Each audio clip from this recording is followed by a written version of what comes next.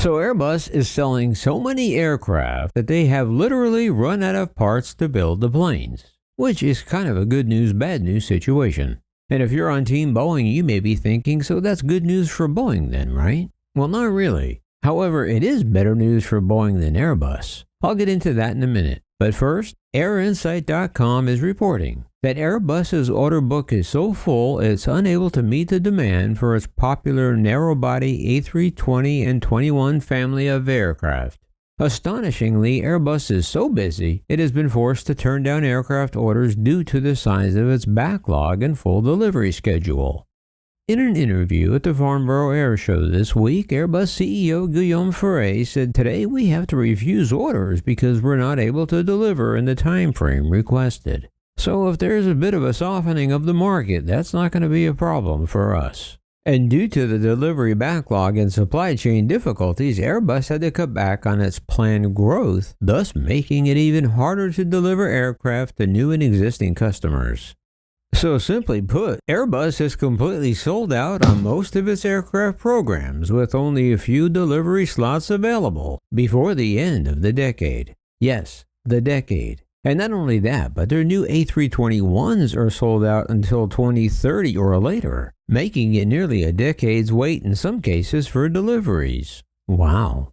Well, if you gotta have a problem, that's a great one to have. But Airbus CEO Ferret indicated that supply chain difficulties won't be solved overnight, and that delays may take several years to abate, and that the company is trying to find the right balance between supply and demand. He added that we have thousands of suppliers, and when you have just a couple of them, a few of them that are late on the ramp-up, that's slowing everybody down. As a result, Airbus hasn't been able to fully exploit Boeing's deficit-laden weaknesses in recent years because Airbus simply can't excel production enough to meet the extraordinary demand for Airbus's products.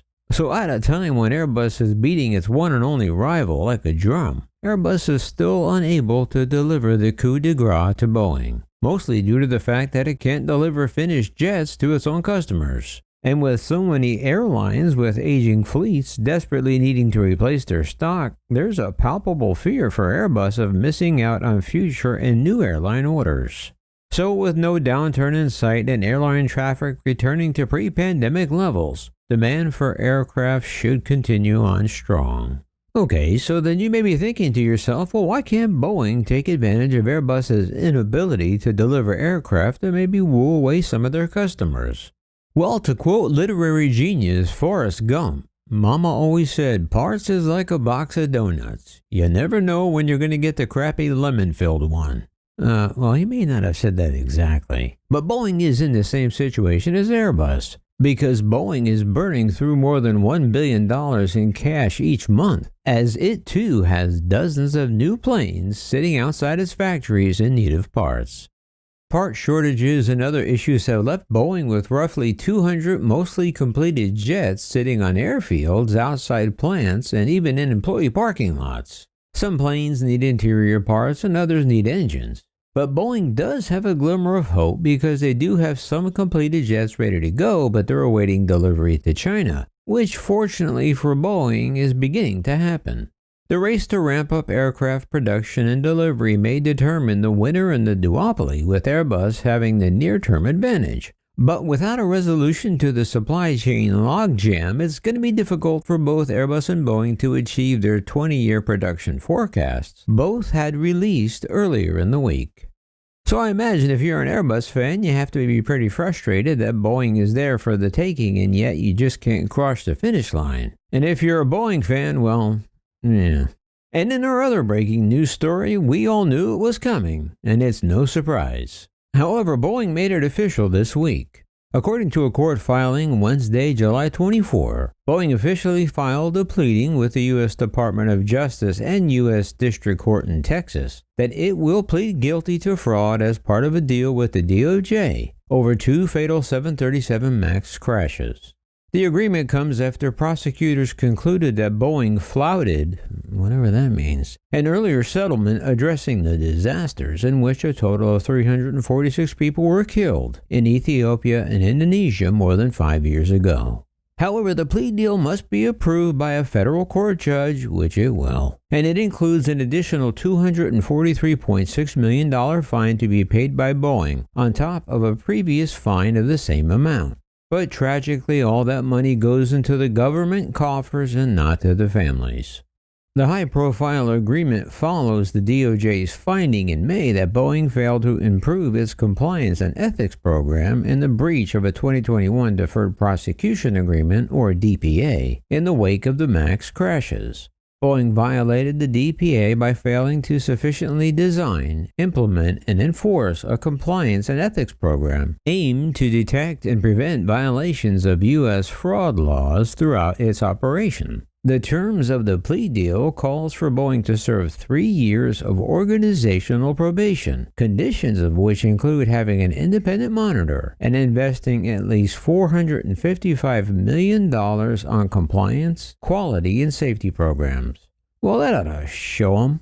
However, and rightly so, families of crash victims have objected to the deal, arguing that it unfairly makes concessions to Boeing that other criminal defendants would never receive. That's a fact. Also, under the terms of the plea deal, Boeing's board of directors will be required to meet the families of the victims of the crashes in 2018 and 2019. And do what exactly? For those of you who don't live in the U.S. and are thinking that's a corrupt system, you are correct. It stinks. But families of victims have said they will ask the court to reject the plea deal. An objection filed by their legal team when word of the plea deal first surfaced said that the generous plea agreement rests on deceptive and offensive premises. The original DPA was announced in January 2021 over charges that Boeing knowingly defrauded U.S. aviation regulators.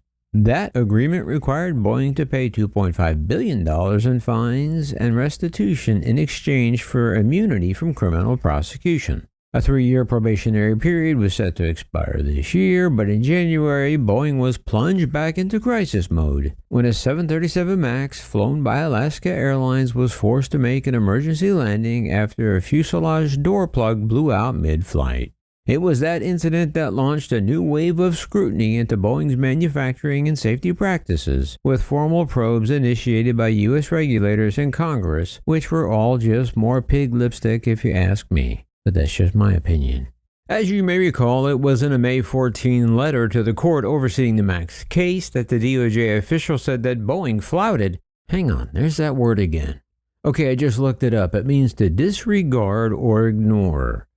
Then why not just say that? Anyway, Boeing disregarded its obligations under the DPA by failing to design, implement, and enforce a compliance and ethics program to prevent and detect violations of U.S. fraud laws throughout the company. The conclusion then opened up Boeing to possible prosecution, with Boeing initially arguing that it did not violate their 2021 DPA agreement. But we all know how it is. The more things change, the more they stay the same. I do feel bad for those families though, I really do. Because in the end, they are the ones that will be hurting, not Boeing. And with that, that will wrap it up for this episode of Maximus Aviation. As always, thank you for watching, and please be sure to comment on the dominance of Airbus or the debauchery of Boeing. But either way, you gotta let me know down below. So until next we meet again in the air, yeah, this is Maximus.